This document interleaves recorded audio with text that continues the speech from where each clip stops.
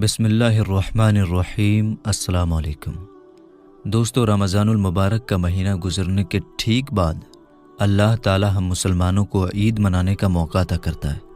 यानी कि रमज़ानुल मुबारक के गुजरने के ठीक बाद मुसलमान ईद मनाते हैं।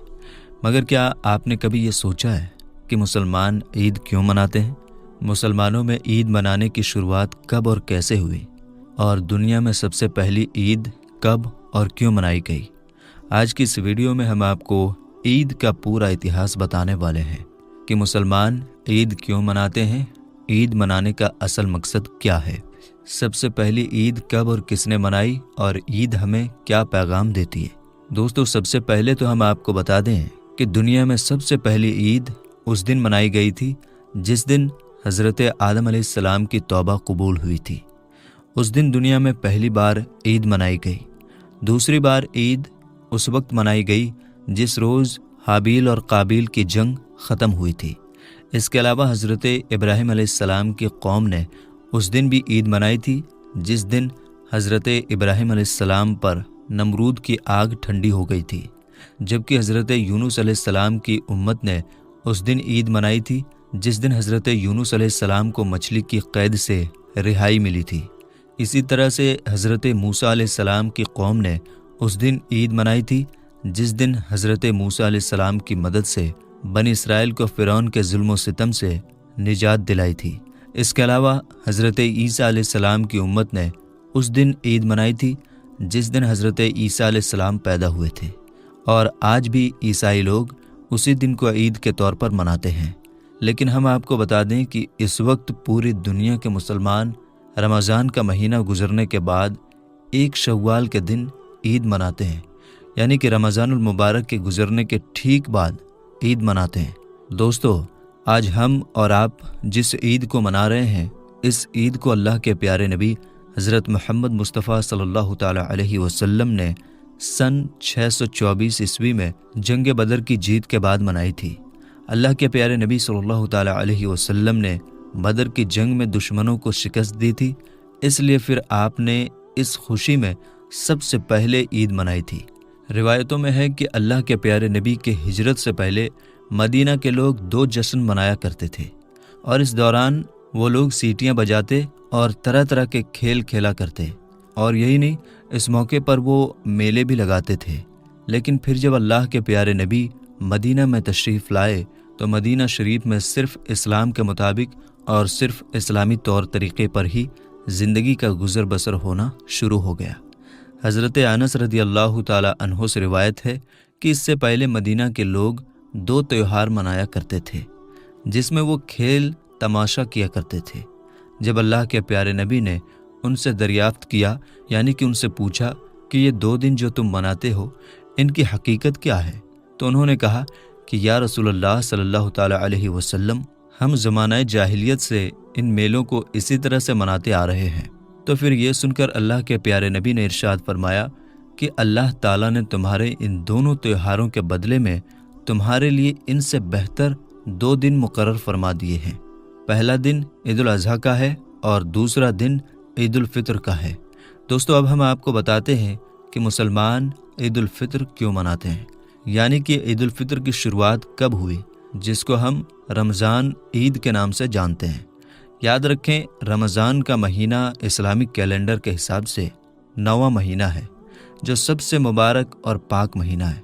रमज़ान के महीने में मुसलमान पूरे महीने भूखे प्यासे रहकर रोज़ा रखते हैं। यानी इस महीने 30 रोज़े मुसलमान रखते हैं और अल्लाह ताला की खूब इबादत करते हैं। रमज़ान के महीने के बाद अगले महीने यानी कि 10वें महीने की पहली चांद की रात ईद की चांद रात होती है। यानी कि अगला चांद दिखाई देने के बाद ईद का ऐलान किया जाता है, मतलब कि ईद उल फितर का ऐलान कर दिया जाता है। याद रखें दोस्तों, ईद उल फितर इबादत और अल्लाह की तरफ से हमारे लिए एक ही नाम का दिन है। इस दिन मुसलमान अल्लाह ताला का शुक्र अदा करते हैं कि अल्लाह ने हमें रोज़ा रखने की तौफीक दी, ताकत दी और हमको गुनाहों से बचाए रखा। दोस्तों, इसके अलावा हम आपको ये भी बता दें कि रमज़ान के मुबारक महीने में ही कुरान पाक नाजिल हुई थी, इसलिए मुसलमान ईद के दिन इस बात की खुशियाँ और जश्न मनाते हैं। اس کے علاوہ رمضان کے پورے مہینے میں مسلمان روزہ رکھتے ہیں، اللہ کی عبادت کرتے ہیں اور کامیابی حاصل کرتے ہیں، تو عید اس بات کا بھی جشن ہے۔ اس کے علاوہ قرآن پاک کے مطابق رمضان کے مہینے میں روزہ رکھنے کے بعد اللہ تعالیٰ اپنے بندوں کو انعام عطا کرتا ہے، اس لیے اس دن کو عید کہتے ہیں۔ بخشش اور انعام کی اس عید کو عید الفطر بھی کہا جاتا ہے۔ یاد رکھیں، اللہ تعالیٰ کا حکم ہے کہ جس طرح سے تم عید کے دن ایک دوسرے کے ساتھ پیار اور محبت سے ملتے ہو، ویسے ہی تم ہمیشہ لوگوں کے ساتھ پیار اور محبت کے ساتھ میں پیش آؤ، یعنی کہ ہمیشہ محبت سے ملتے رہو۔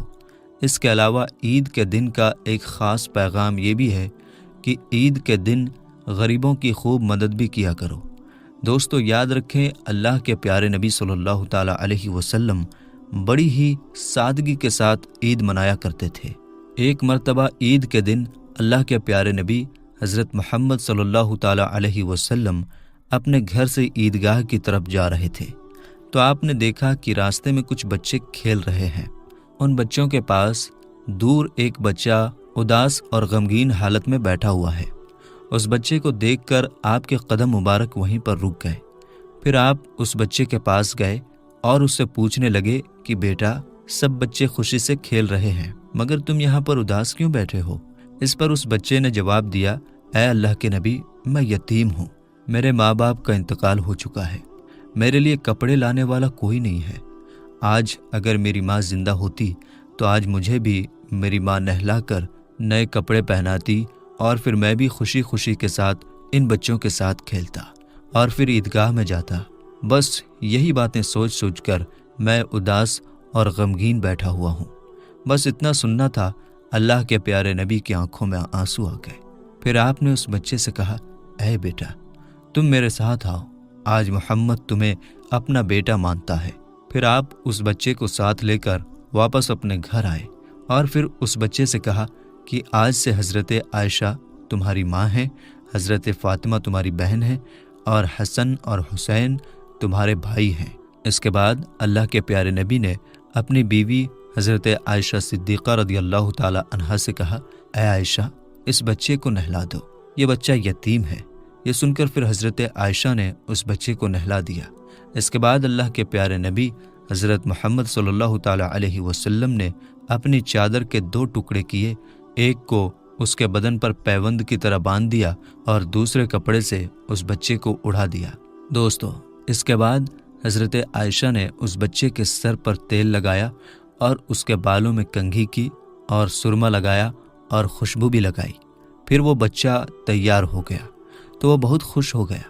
پھر وہ بچہ اللہ کے پیارے نبی حضرت محمد صلی اللہ تعالی علیہ وسلم کے ساتھ میں چل پڑا۔ تو پھر یہ دیکھ کر اللہ کے پیارے نبی اس بچے کے سامنے آ کر بیٹھ گئے اور فرمانے لگے کہ آج تم پیدل نہیں چلو گے، تم آج میرے کندھوں پر سوار ہو کر عیدگاہ میں جاؤ گے۔ پھر اللہ کے پیارے نبی نے اس بچے کو اپنے کندھے مبارک پر بٹھا لیا اور عیدگاہ کی طرف چلنے لگے۔ پھر جب آپ اس جگہ پر پہنچے جہاں پر سب بچے کھیل رہے تھے، تو ان بچوں نے اللہ کے پیارے نبی کے کاندھے مبارک پر اس بچے کو دیکھا جس کو وہ اپنے ساتھ کھلا بھی نہیں رہے تھے۔ وہ بچہ تو نہا دھو کر اللہ کے پیارے نبی کے کاندھے مبارک پر سوار ہے۔ تو یہ دیکھ کر وہ سب بچے حیران رہ گئے۔ پھر ان بچوں نے اللہ کے پیارے نبی حضرت محمد صلی اللہ تعالی علیہ وسلم کو سلام کیا۔ پھر اس بچے نے ان باقی بچوں کو بتایا کہ اللہ کے پیارے نبی مجھے عید کی نماز کے لیے عیدگاہ میں لے جا رہے ہیں، اب میں یتیم نہیں رہا، اللہ کے پیارے نبی کا بیٹا بن گیا ہوں۔ یہ سن کر پھر ان بچوں میں سے ایک بچے نے کہا، کاش ہم بھی یتیم ہوتے تو اللہ کے پیارے نبی ہمیں بھی اپنے کاندھے مبارک پر بٹھاتے اور پھر ہمیں بھی عیدگاہ تک لے جاتے۔ دوستو، اس کے بعد اللہ کے پیارے نبی اس بچے کو ساتھ لے کر عیدگاہ میں پہنچ گئے اور پھر جب آپ ممبر پر چڑھنے لگے تو وہ بچہ نیچے بیٹھنے لگا۔ یہ دیکھ کر پھر آپ نے اس بچے سے کہا کہ آج تم میرے ساتھ ممبر پر بیٹھو گے۔ پھر آپ ممبر پر بیٹھے تو اس بچے کو بھی آپ نے اپنے پاس میں بٹھا لیا اور پھر آپ نے محبت کے ساتھ اس بچے کے سر پر ہاتھ رکھا اور فرمایا، اے لوگو، جو آدمی کسی یتیم کے سر پر محبت سے ہاتھ رکھے گا تو اس کے ہاتھ کے نیچے جتنے بھی بال ہوں گے اللہ تعالیٰ اس کے نامہ اعمال میں اتنی ہی زیادہ نیکیاں لکھ دے گا۔ سبحان اللہ۔ اور پھر آپ نے فرمایا کہ کسی یتیم کی دیکھ بھال کرنے والا اور میں جنت میں اس طرح سے ساتھ میں ہوں گے جس طرح سے ہاتھ کی دونوں انگلیاں ساتھ میں ہوتی ہیں۔ پھر آپ نے اپنی دونوں انگلیوں کو ملا کر دکھایا۔ تو دوستو، یہ ہے عید کا اصلی مطلب۔